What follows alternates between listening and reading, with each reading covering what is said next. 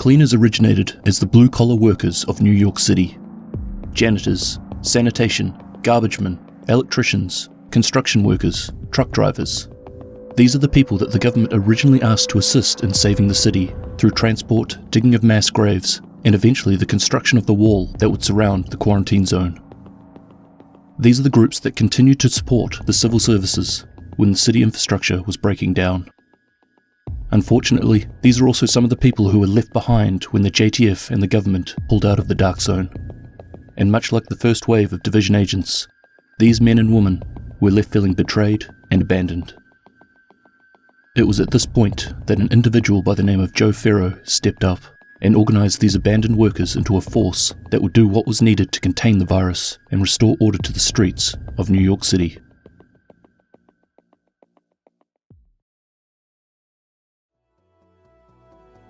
Before the outbreak, Joe Ferro lived and worked in Manhattan with his wife as a sanitation worker. He was a family-orientated man, a devout husband, and he cared deeply for his niece. Ferro was always particularly vocal about his opinions and frequently called into live radio broadcasts to share his point of view with the American public.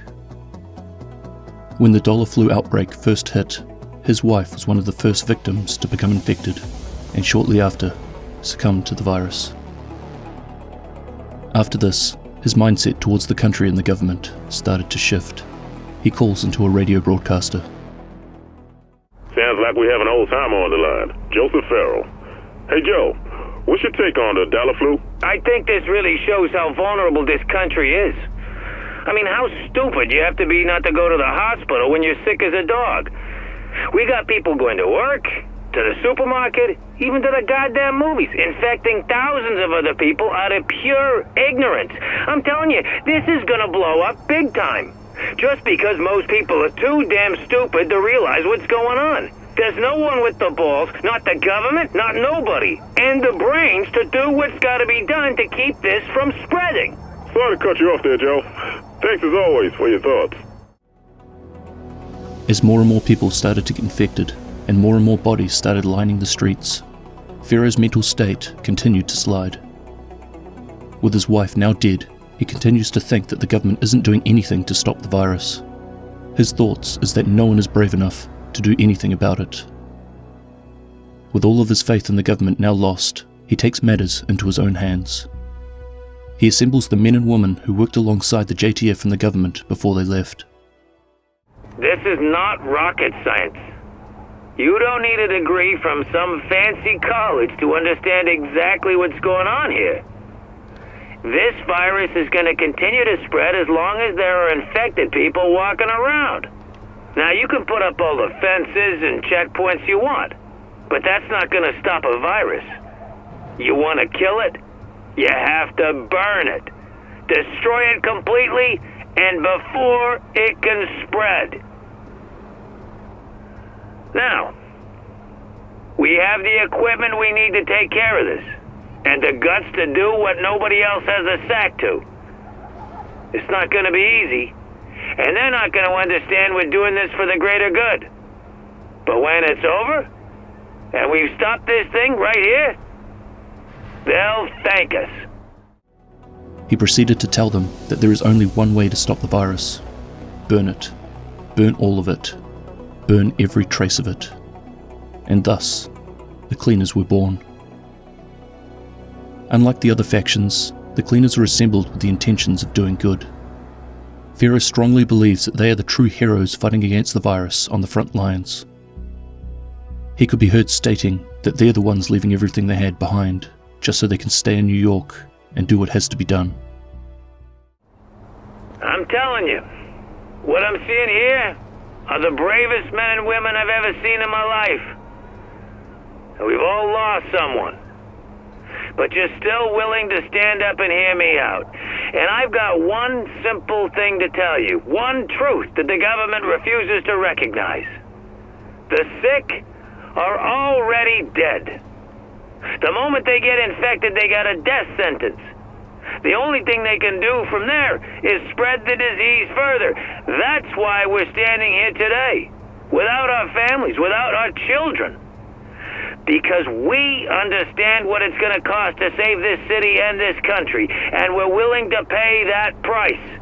Nobody else will, and people will die because of that. But you all, the ones making the hard choices right now, you ask me, you're all goddamn heroes. Because of his wife, Ferro has seen what the virus can do firsthand, and he is convinced that there is no saving people once they're infected. Given that the government has fled the quarantine zone, he decides that it's up to him and the cleaners to stop the virus and get back control of the city, and that there is no one else brave enough to take the necessary steps to stop this thing once and for all. Not only was he convinced that they're the good guys, but he continues to convince others too. His followers hold a lot of respect for him because of his commitment and dedication to his goals, that he isn't afraid of jumping into the front lines and getting his hands dirty. You gotta give it to Ferro. When he says he wants something done, he gets it done. What I like is that he's out here doing it with us. I had the shop boss once. He never left the frickin' office. Ferro, he's out on the streets. Yeah, and he gets his hands dirty. Never asks a guy to do what he won't do himself. Ain't that the truth? He got himself a little bit of a temper though, you gotta watch that. He gets pissed real easy if you question the mission. Yeah, I guess you could say he's kind of a hothead. You get it? See what I did there?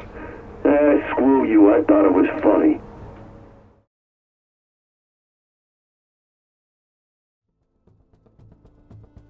Through Ferro's guidance, the cleaner's weapon of choice is fire. Fire is the ultimate cleaning tool, so everything that comes in contact with the virus must burn. From parts and pieces they find lying around, they create their signature weapon, the flamethrower. They've also developed a recipe for napalm and their own hazmat suits. Their goal, to purify the city by burning away impurities and corruption. The cleaners are devoted to the job, and if anyone gets in their way, they're a part of the problem and swiftly dealt to. They travel from area to area, cleaning streets. If there is any evidence of contamination, they won't hesitate setting ablaze cars or even buildings full of people, as in their eyes, the sick are already dead, and they're doing humanity a favour by stopping the spread of the virus. However, there were a couple of problems with this method of purifying and cleansing of the virus. Firstly, the cleaners can't really tell if people were infected. They aren't doctors, they're just looking for the smallest thing that could be a sign. Feeling a little run down and showing signs of fatigue? Too bad, better safe than sorry. And secondly, as JTF neurologist Jessica Kendall mentions, their methods are actually making the situation far worse from a neurologist's point of view.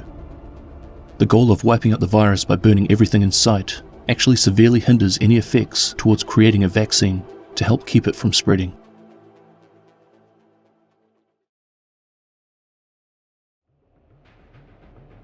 While out on a foraging mission, a group of cleaners found a trapped division agent called Vivian Conley and proceeded to take her back to Joe Ferro. Already flagged as rogue at this point, she was interested in seeing what Ferro had to say. Before long, she found herself amongst a group of ex-sanitation workers and contractors, and these guys were taking matters into their own hands. Like herself, they too were feeling the pain of loss and abandonment after JTF left them behind. Conley took comfort with these people and their plans to eradicate the virus, so not long after meeting them, she joined their ranks. Immediately she went to work, putting her previous experience as a chemical engineer to use. She started upgrading their weapon systems and training them in the basics of military combat. The cleaners quickly accepted her guidance and had already begun talking about her as a potential successor to Joe Ferro one day. You know, I've been thinking. I don't like the sound of that. With Viv having our backs like this and her reworking our entire refinery process, do we still need Joe? Don't fucking say that. No, I know. He started the whole movement and he's taking care of us.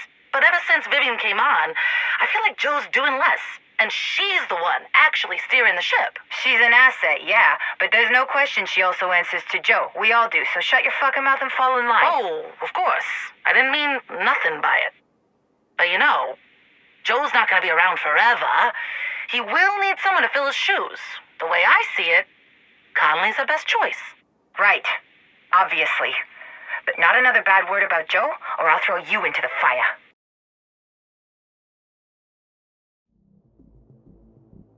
Vivian Conley possessed an impressive resume, much of which placed her quickly in the sights of the SHD recruiters. As a chemical engineer, she had learned how to develop and design chemical manufacturing processes. Another valuable set of skills included her work as a counter-terrorism agent, where she incorporated military tactics, techniques, and strategy to neutralize terrorists and their organizations. However, not everyone was convinced she was the right fit for the role as a division agent. Tendencies for fixation and obsession. Well, that's exactly what we want in an agent. Someone who gets obsessed with a target and goes after them regardless of the collateral. Or she will just commit to the mission. Fixation and obsession can be a good thing. You just like her because she's a techie. Hey, we need people who are willing to think outside of the box. And we need more people that can fix our shit when it breaks. She's resourceful. And obsessive. The program will guide her in the right direction and give her the right focus. She's smart, capable, and fucking brilliant. We can't depend on continuous training for these people to qualify. We need to have a standard from the get-go. What if they're activated tomorrow? Would you be comfortable having Conley out there?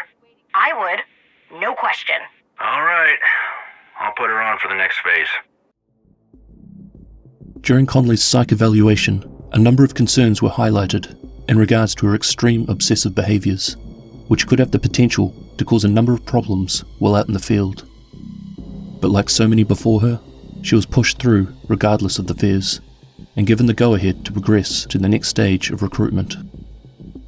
Not long after the green poison outbreak, Conley was activated as a first-wave agent and deployed into Midtown Manhattan to assist the JTF in securing the quarantine zone.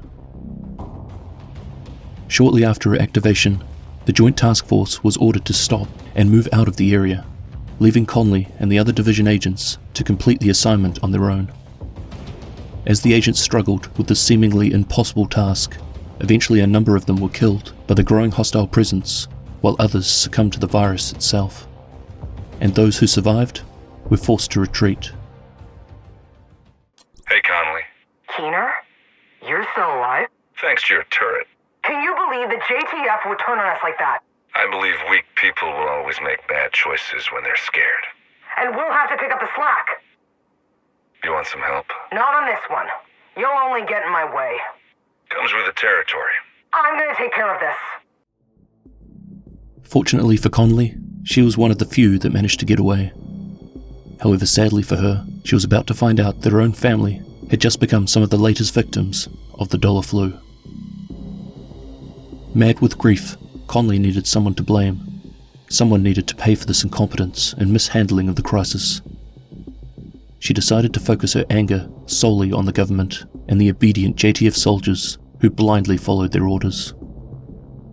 But eventually, even she would be caught up in the chaos and found herself in the middle of a hot zone that resulted in her becoming trapped under a pile of rubble caused by an explosion from a nearby building. We got a live one over here. They look infected? Nope. Might be JTF, though. Try again. Riker? Check the watch. She's division. Not anymore. Right. She's one of those. Red ring and all. Hey, let's bring her in. Joe will want to talk to her. Hey, don't try anything now. I'm just gonna take that little gun of yours. Be my guest. Can't wait to see this Joe of yours.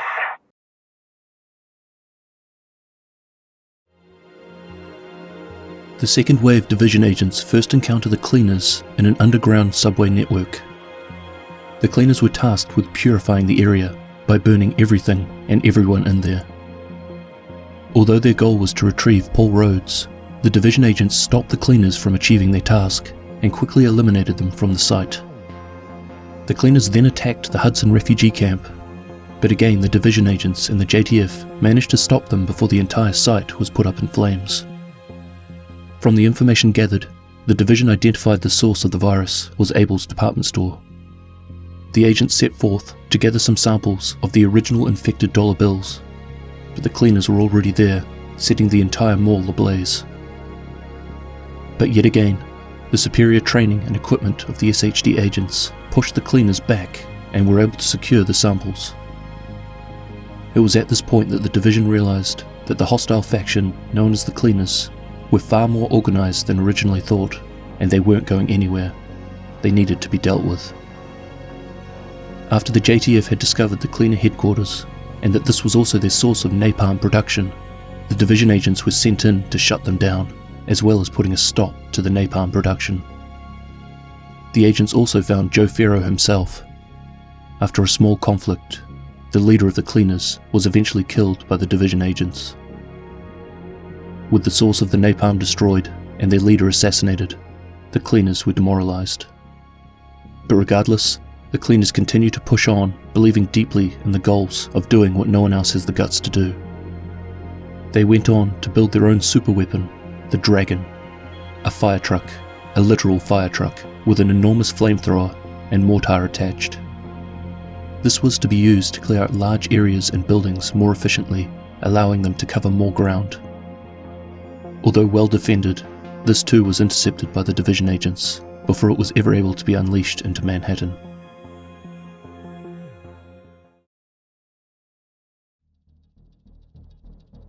Upon Ferro's death, Conley took over as his successor and quickly regrouped her scattered forces. From there she began the restructure and reorganization into a group of individuals that would eventually become even more deadly than before. Because of the division, the Cleaners had taken a heavy hit. Along with killing their leader, the one who started it all, their resources and fuel had also taken a hit and were running incredibly low. But Conley had foreseen this and had already scouted ahead to find the ideal solution to their problems. We need more fuel. At this rate, we're gonna run out in a few weeks. We've been draining every deposit in Midtown. We were going to use it all eventually. In Midtown, yes. We're gonna have to migrate. And abandon everything we've built? There's a stranded oil tanker on the Lower East Side. It crashed into 2 bridges during the hurricane. With oil in it? Enough to last at least 8 months. A year if we're smart. That's unbelievable. Went down there myself. The crew's still on board, but we can take care of that. No one else has claimed it yet. Should be a cakewalk. Put a strike team together, we'll head down there tonight and take care of the crew. Once the site's secured, I'll give a green light for backup. Then we'll have a refinery up and running in a few days. Yes, ma'am. Conley made the call to relocate the Cleaners operation down to South Manhattan. There they could set up shop and begin rebuilding their ranks. Her scouts soon found an abandoned cargo ship on the shore, and Conley set the task of taking over the ship and setting it up as a refinery in order to feed their heavy need of fuel for the upcoming battles.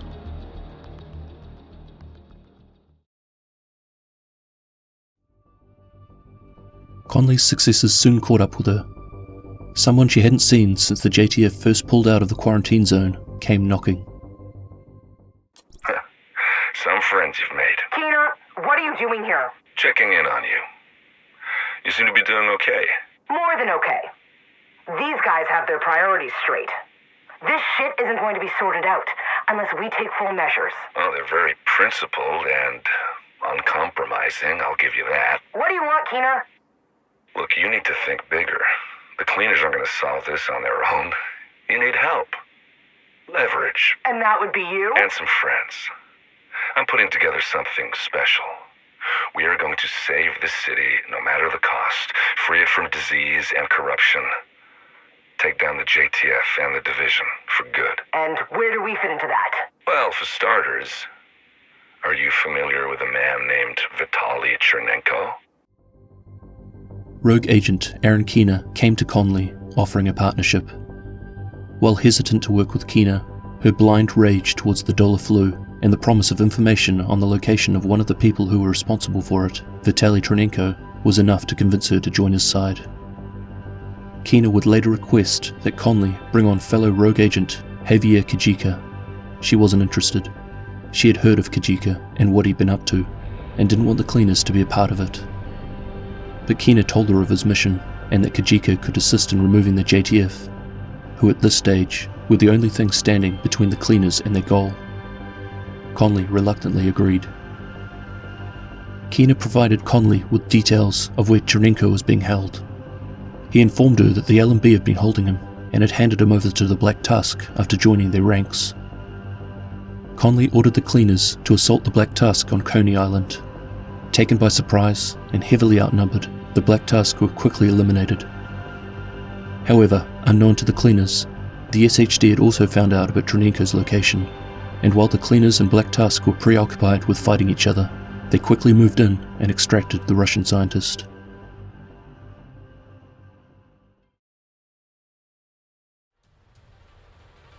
While rogue agents cleared out the JTF guards, Conley was sent by Keener to set up his new weaponized virus charges in certain areas of City Hall. The damage was extensive.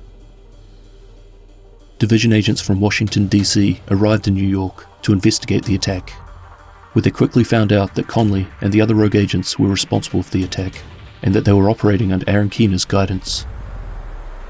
Local peacekeepers were able to provide intel on Conley's whereabouts, and from there, the division agents were able to locate the cleaners, who were assaulting an apartment building, with Conley being present. However, before the agents could tear through the cleaners, Conley had escaped. Through intel found within the building, the agents were able to pinpoint where Conley had been residing. She was holding out in an abandoned cargo ship on the shore of South Manhattan. The agents assaulted the cargo ship head-on and were met by a large group of cleaners. Battling floor by floor, the agents eventually made their way to the top deck, and after flushing her out by reversing the gas pipes, they faced her head-on. After a short encounter, the agents managed to take her down, but Conley had one last surprise. As she dropped to the ground screaming, the set of explosives she had strapped to her body detonated. She had no intentions of being taken alive.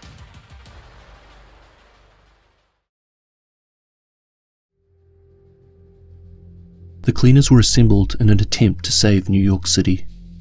Unfortunately, the misguided methods had them set on a more brutal, genocidal path. While they were originally brought together by a grief-stricken husband, who saw them as the misunderstood heroes of the dramatic events that were unfolding, after his death, they continued on their mission under the leadership of a former division agent, who was being manipulated by Aaron Keener, who had much larger plans for revenge against the government. After Keener's death and the defeat of Conley, the cleaners have now scattered into smaller groups.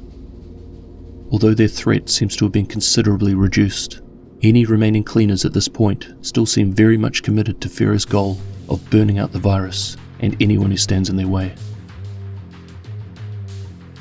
The cleaners are by far my favourite faction in the Division universe so far. I've been wanting to put this video together for a while. The cleaners story has been spread across multiple videos up until now, so I wanted it summed up into a single location. I have a few others to get through as well, so expect to see a few more summary videos on some of the other groups and characters. Anyway, thank you very much for watching, and I'll catch you in the next one. Cheers! Uncle Joe, is that you? Yeah, sweetheart, it's me. How are you, kiddo? I'm good. Mommy and Daddy feeling okay? Yeah, but we've been sitting at home for days, Uncle Joe. It's boring.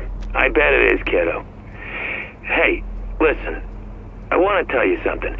You know how sometimes Uncle Joe is on the radio? Yeah? Well, it might be that I'll be on the radio again soon. Or the people will talk about me there. And they might say things that aren't true. Okay. Well, whatever they may say, I want you to know. I want you to remember that I only ever wanted you to be safe. Everything I'm doing, all the good and bad, is so you could be safe. Okay? Okay. That's my girl. Gotta go now. I love you.